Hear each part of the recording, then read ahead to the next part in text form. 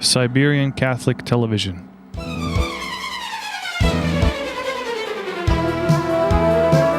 Kana Catholic Television presents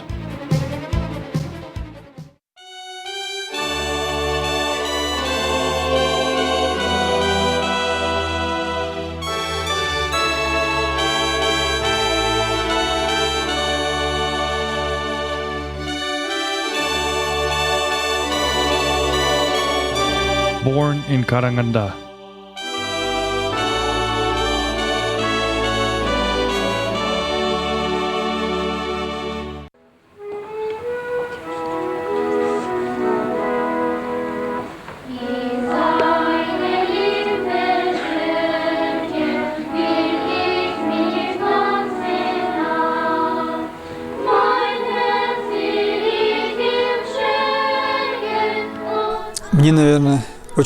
I think I was really lucky to be born in Karaganda, to have lived there. In early childhood, we took it all for granted. Today I can see it was a special blessing, a special situation, the Catholics in Karaganda. Жизнь католиков в Караганде.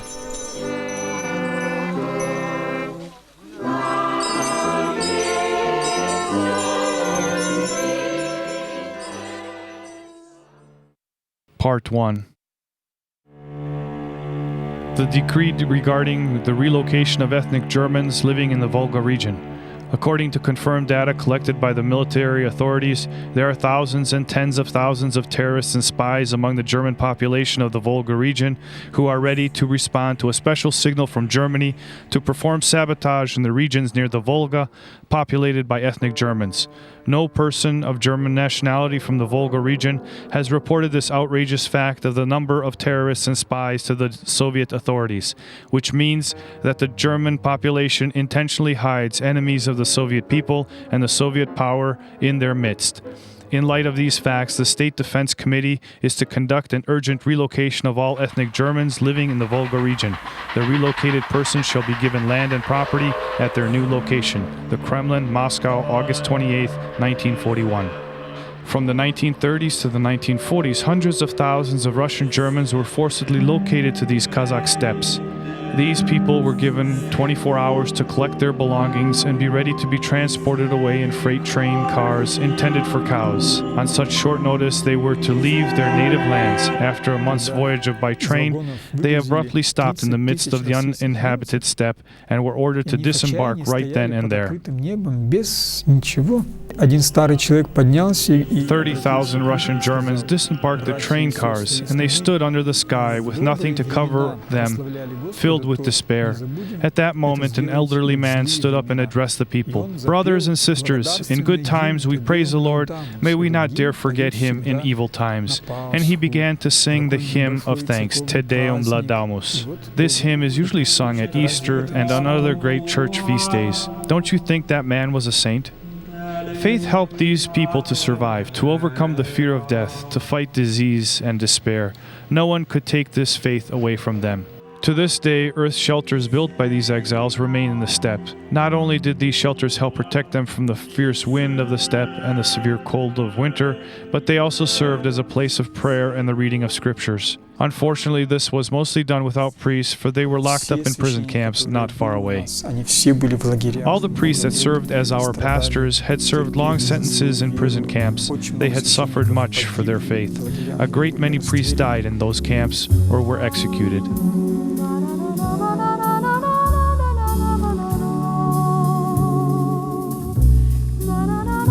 In those days, at this very place, the infamous Karlag was located. Karlag used to be the third biggest prison camp in the Soviet Union after Kolyma and Vorkuta. Here, political prisoners and prisoners of war served their sentences together with felons and hardened criminals. For some, faith was their only crime. For others, their ethnic origin. They suffered torture and humiliation, but these became great spiritual deeds. They mocked us. When they took us out to work, they arranged us in groups of 5. We were ordered to keep our hands behind our backs and to start running. We refused to run and simply walked at a normal pace. It was raining heavily that day and the road was like a stream of mud. They ordered us to sit down. We refused to sit down. They ordered us to return. We laughed and thought, let them take us back to the barracks. We'll get a day off. This soil is saturated with blood, sweat, and tears. A group of Lithuanians has come to walk in procession behind the Holy Cross in the steppe. They are going to one of the unmarked collective graves where their compatriots are buried. Suffering strengthened their faith, and prayers were said in these barracks in many languages, including Lithuanian, Ukrainian, German, Polish. The Lord was near.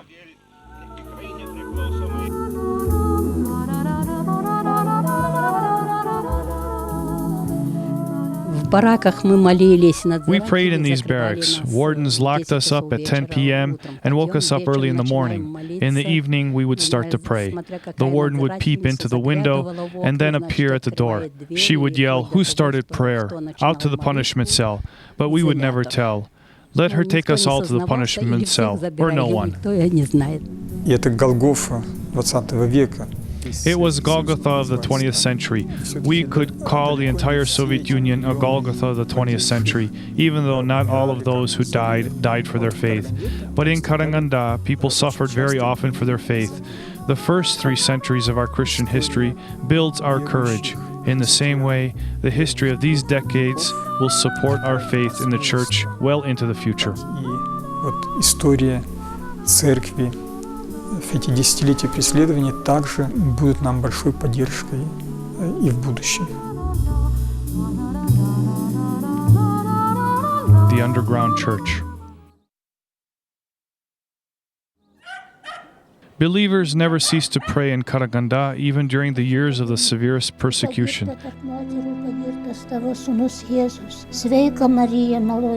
They prayed by themselves and in groups, as families and with friends, but always behind closed curtains or late at night.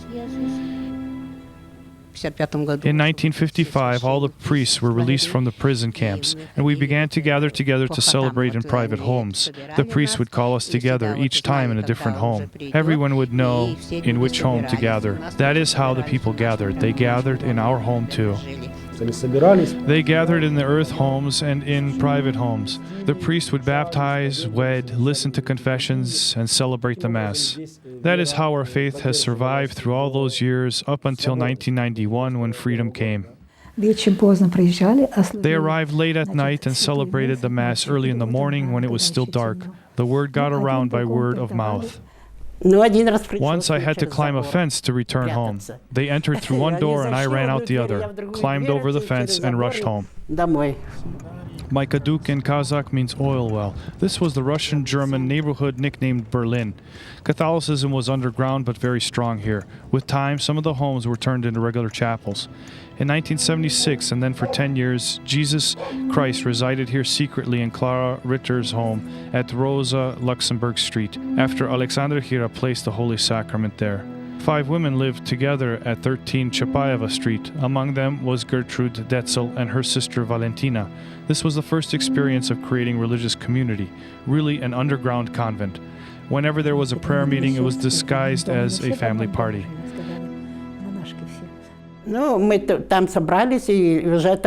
We made an agreement to say, in case someone would come suddenly to investigate, that we were having a birthday party. In fact, one day they followed us from the church all the way to the home.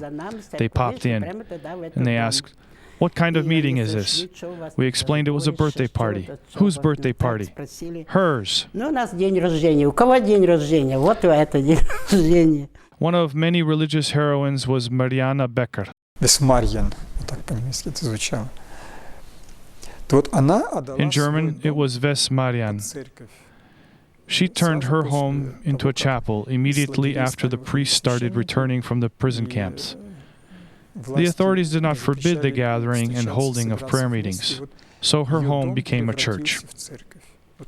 As early as I can remember, we attended church, and it was in that church.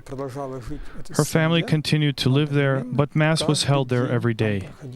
Many baptisms and First Holy Communions took place in that home.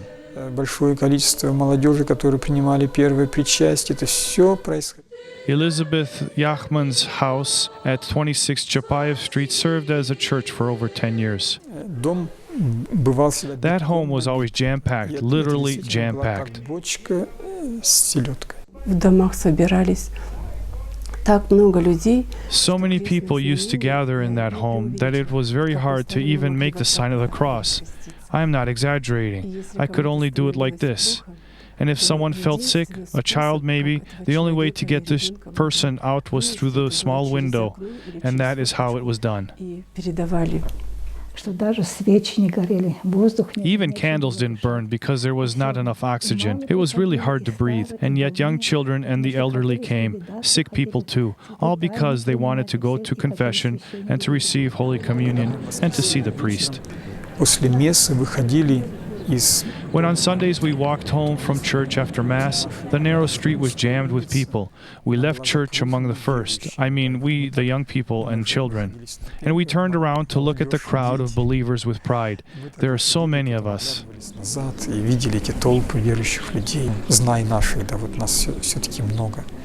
It was Easter, and our local police officer came, and someone from my work, and our director. They saw me and wrote down my name. Then at work, I was called into the director's office. Flora Karlovna goes to church to pray with old women. But my supervisor protested. If you're going to fire Flora Karlovna, find another worker to replace her. Or do her work yourselves. She is the best one here. She produces a lot, and she is never absent from work. And how she spends her free time is her business.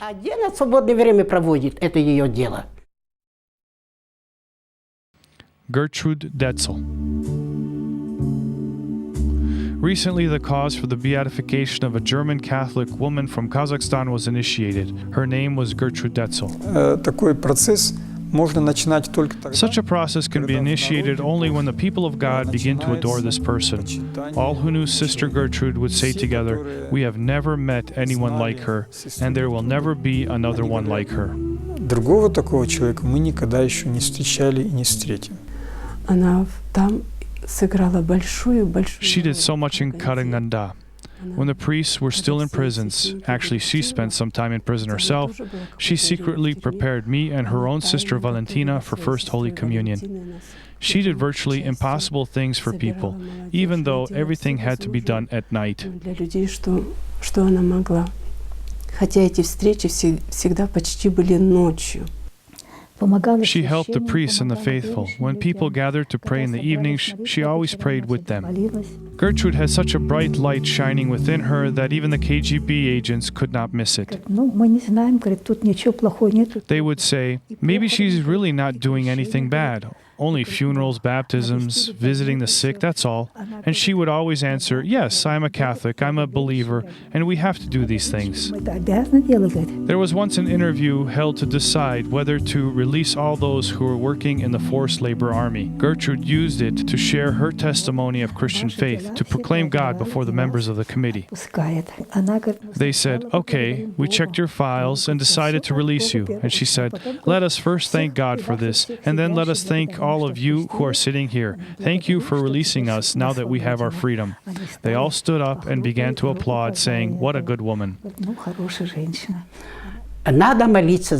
We should pray for our enemies. We should not curse them, but pray for them. That is what Gertrude always emphasized. I remember that.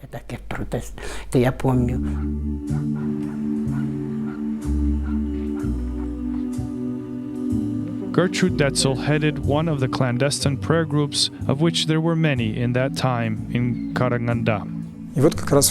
It was to her prayer group that my mother and I once came. We liked it so much that we began to attend Gertrude's group regularly. She would lead prayer in a most beautiful, most spiritual way, better than anyone else. It turned out that in a few months, all of the parishioners ended up in Gertrude's group. Several small groups became one big community. Many of those who today are nuns and priests owe their call to Gertrude. Her way of teaching catechism to children lit a spark in them.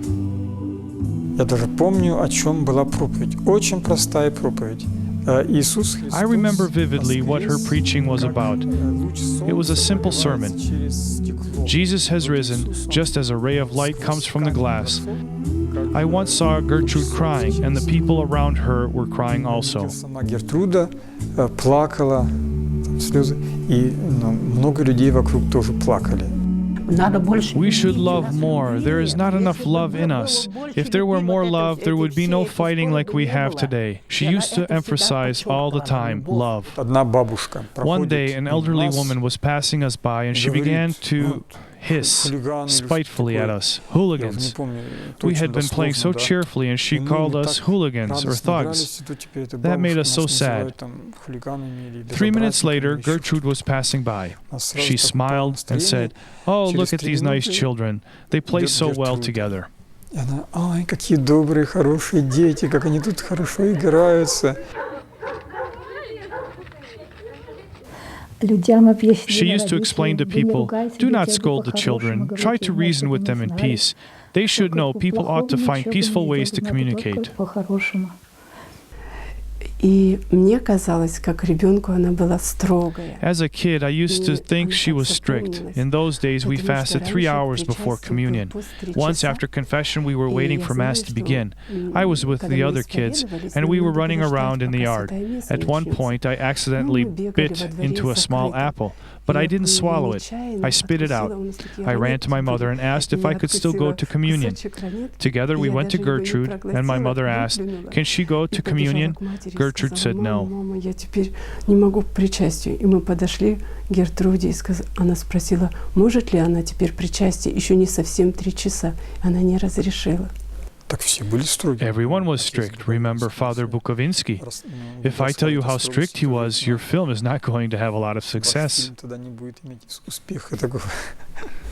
I remember another time I was so thirsty. It was very hot outside, and there were so many people inside the church, and I asked my mother for water. And again we went to Gertrude in order to ask her. Gertrude told me, "Water or Holy Communion? Make your choice." I remember how very hard it was for me during that Mass without water. И, конечно, она была очень строгой, в первую очередь, к себе. Of course she was strict, first of all with herself and then with others. But this firmness was a good firmness. She was strict about obeying God's commandments, about the rule of fasting before communion. As you know, these rules used to be much stricter. Выполнение поста перед святым причастием.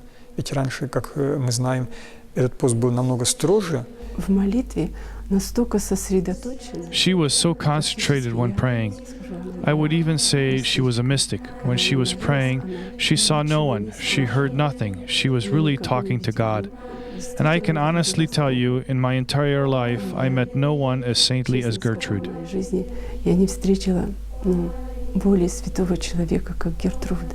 Нашел сестру-монахиню. I found a nun in Germany who promised to collect more information about Gertrude.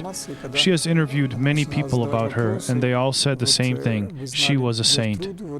Что вы можете о ней сказать, то всегда был ответ, ну, она святая. I do believe Gertrude went straight to heaven. She was really a holy person. Чаще всего с распростертыми It руками. used to be that people prayed the Rosary with their hands apart and stretched out like this.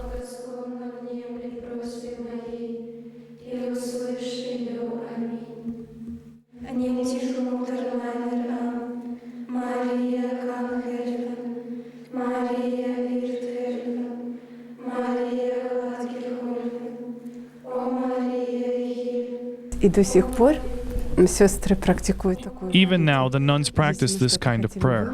When we want to pray about something special, we say one rosary, a short rosary a day, with our hands apart and stretched out.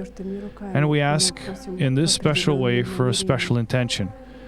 I wish the sisters would not forget this kind of prayer that we practiced in the early times. Практиковали, чтобы сестры знали и не забыли некоторые виды молитвы. Это Розарий Гертруды Этzel. Я его получила. This is Gertrude Etzel's rosary. The sisters gave it to me as a gift. I had to replace a couple of the beads because her rosary was very old and broken. We had to put it back together. Gertrude Etzel used it a lot. Look how worn out it is. And this is Sister Clara's rosary and Gertrude's crucifix. Gertrude had given it to Sister Clara, and Sister Clara gave it to me. The old cross from Gertrude's grave has now become a holy relic, as has everything else related to this saintly woman. This cross hangs on the wall in the convent of the Sisters of the Holy Eucharist in Karaganda. The nuns consider her their sister and even their spiritual mother. Today's young pilgrims come to Gertrude's grave in great numbers. Saint Gertrude, pray for us.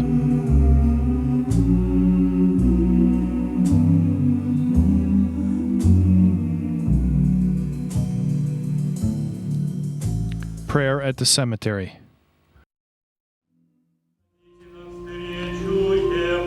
Death for a Christian is not the end of it all, but a birth for what is above. This is why Catholic funerals are more like a farewell party for a person who is about to enter the kingdom of heaven. They are full of prayer. It is so wonderful when there is a chapel for these rites, but only those who for decades were not allowed to go to church can fully appreciate the blessing of having a church building. However, no one could forbid people to pray, and for Catholics who lived in Karaganda in the 1950s, 60s, and 70s, the cemetery was an invaluable place of prayer.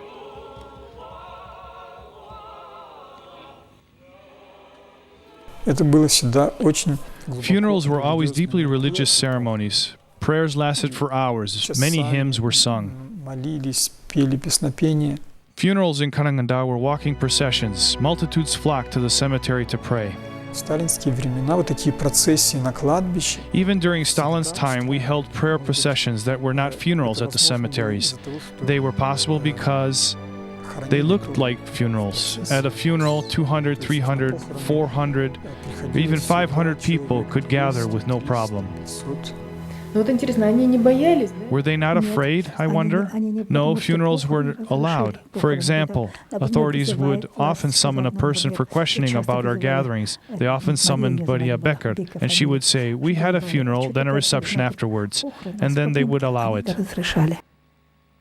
However, sometimes things went wrong. One day, the police closed the road to the cemetery. When the people saw the police, they became afraid. Some began to say, "Perhaps this time we'd better all go home." And that woman, Maria Becker, took the processional cross from one of the altar boys. The boys usually were the ones to carry the cross, and walked right up to the police officers. Other people began to feel more courageous, and one after another began to follow her. The police gave way to the crowd, and the procession went on to the cemetery as it had always done. This is how Father Bukhovinsky was buried. His funeral turned out to be a true witness to the Catholic faith and to the reverence people had towards the priesthood in Karaganda. It was in winter and it was terribly cold. In spite of that, huge multitudes came to the funeral. The next day when I came to work, all the conversations were about that funeral, that the German priest was buried, like no other Communist Party secretary had ever been buried.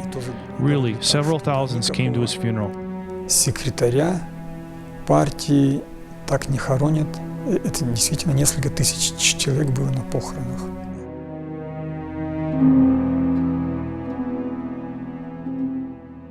We must never forget about death and about eternity. At all times, consider the last things, and you will never perish.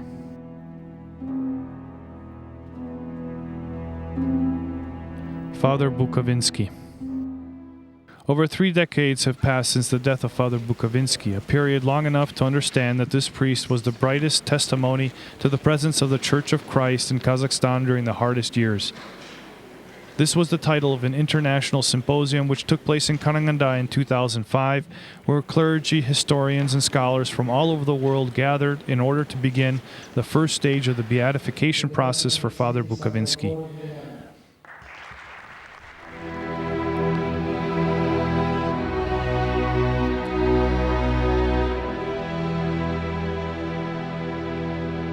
When an artist was cutting this altar from a piece of wood, he was trying to express all the measure of the sufferings which his Catholic brothers and sisters had to forbear.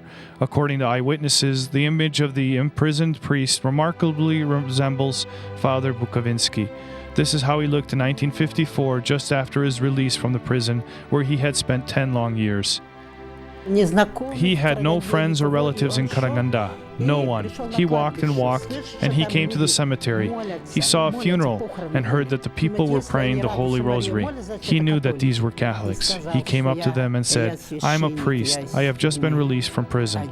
They took him with them, gave him clothes, food. Before he gained some of his weight back, this is how he looked coming out of prison, really skinny in torn shoes. Father Bukhovinsky was arrested 3 times. Totally, he spent 13 years, 5 months, and 10 days in prison.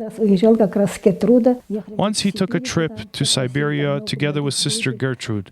There were a number of very sick people who were waiting for confession and last rites. And when he was listening to a very sick girl, the police broke in and arrested him.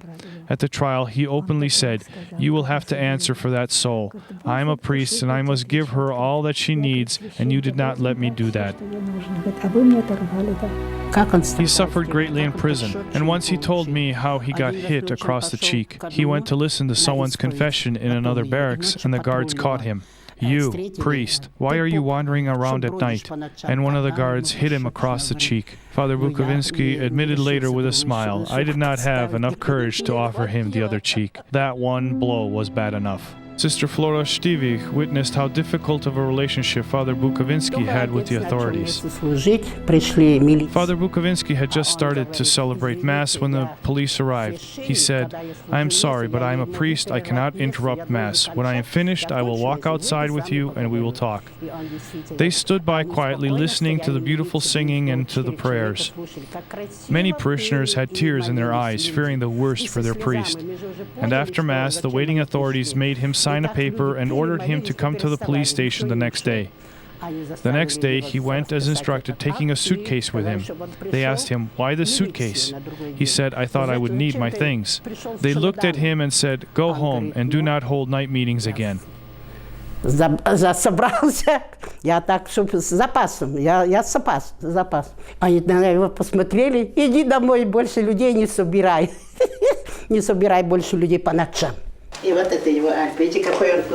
Look what a big man Father Bukhovinsky was. I wanted to give these things to the Holy Father when he was in Astana, but on the first day we could not approach him at all, and on the second day we had to leave. Father Bukhovinsky's alb appears to be quite worn out. It was put through intensive use, especially in the first years after his release from prison, when he ministered to believers day and night. When the prison camps were opened and the priests came out, Father Bukhovinsky was one of the first to be released. The first ones had an enormous amount of work. For example, many people were baptized at home by lay people through what is called in German Nattauf, or baptism under extreme conditions. To remove all doubts about the validity of these baptisms, all these people were baptized again. Вот все эти люди получили заново крещение. Мой отец, он бывший мусульман, и поэтому он принял. My father is a former Muslim. He got baptized when he was already married to my mother and had 2 children. They had been married according to secular laws. Father Bukhovinsky wedded many couples, and my parents were the first. After that wedding, my father decided to become Catholic. И у всех уже почти были дети. И был первый случай, когда приехал отец Буковинский, тогда он уже и решил стать католиком. Вообще месса отца Буковинского проходило в таком... Father Bukhovinsky celebrated the Mass rather informally, and it was wonderful. He called all the children to come forward around the altar. We were embarrassed and tried to refuse. We preferred to hide in the crowd, but he kept repeating, "Any more children?" Sind noch Kinder da? Еще дети есть? He would never start the Mass before there was order in the sanctuary. He arranged people according to their height, so that all could see the altar, because he knew the children would see and hear nothing from the back.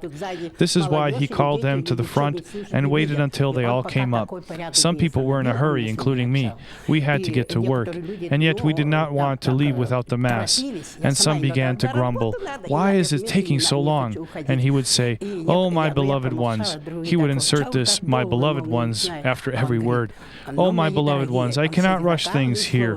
Praying is talking to God, and we should do everything right.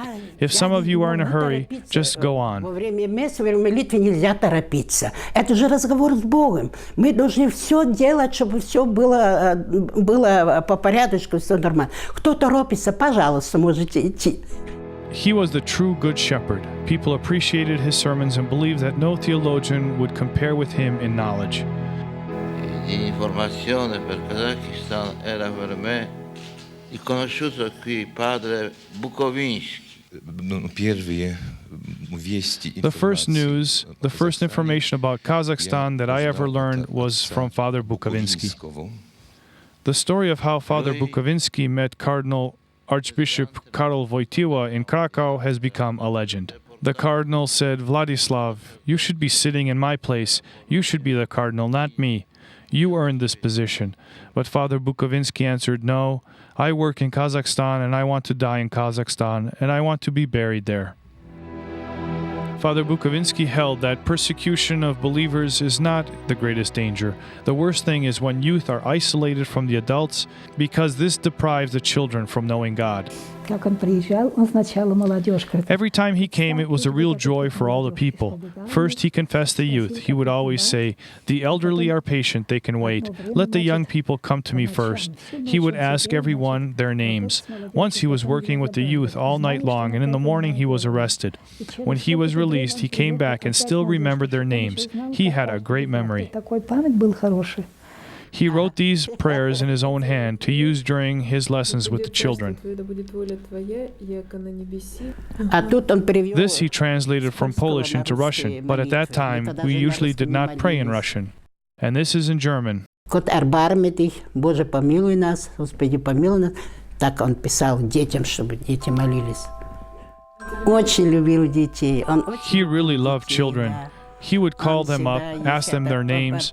"Are you a good kid? You don't get into too much trouble, do you?"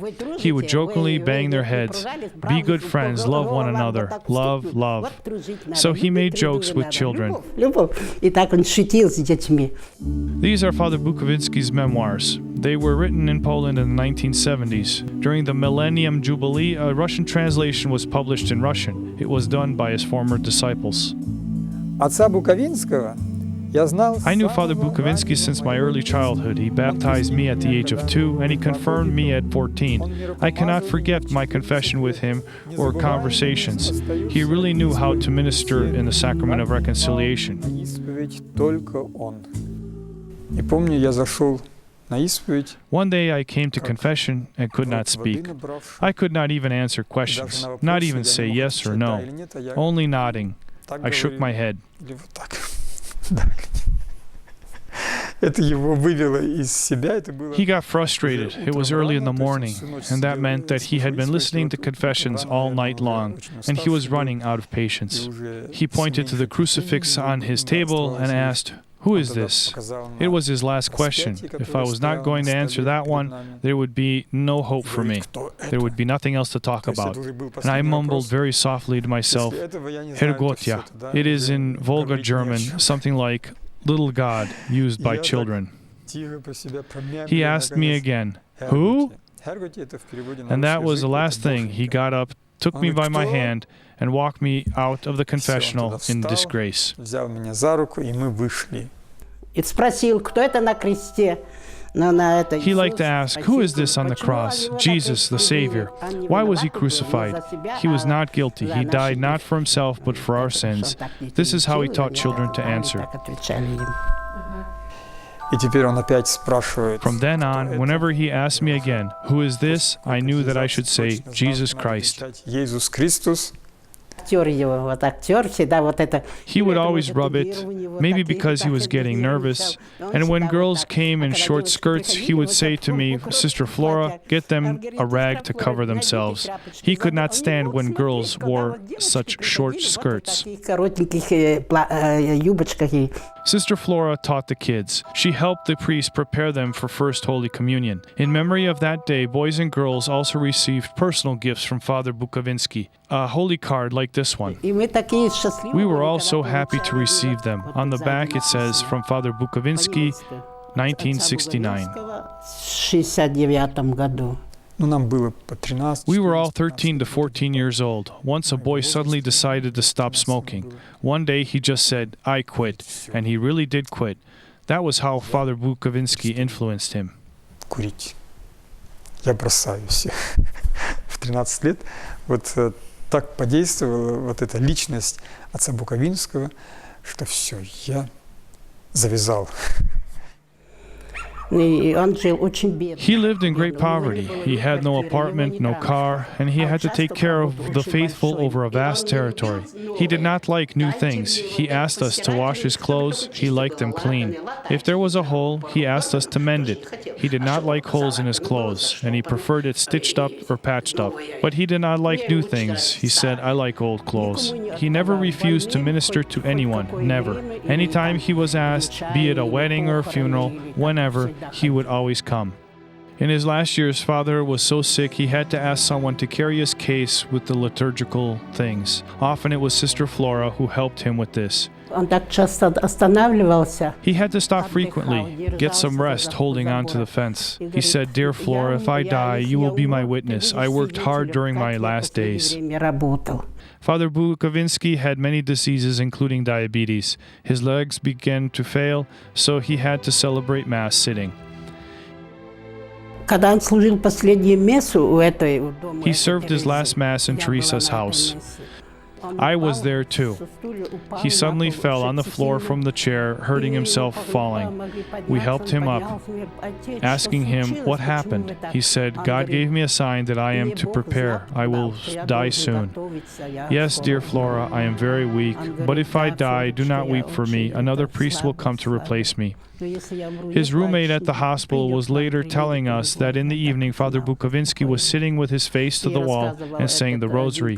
Then he sighed 3 times and he became quiet. Лицом к стенке и раза 3 вот так, и потом затих.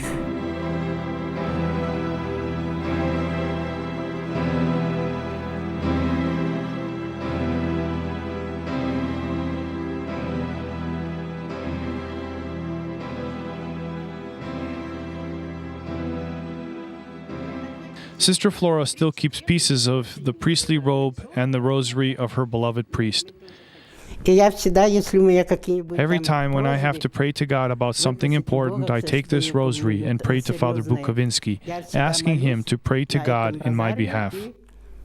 Обращаюсь к отцу Буковинскому, чтобы он выпросил для нас у Бога. When Sister Flora met with the Holy Father in Rome, he asked her about Father Bukovinsky in great detail. Вы откуда приехали? Из Караганды. "Where did you come from?" "I'm from Karaganda." "Is that right, Karaganda? You must have known Father Bukovinsky." "Yes, I did." "Please tell me about him."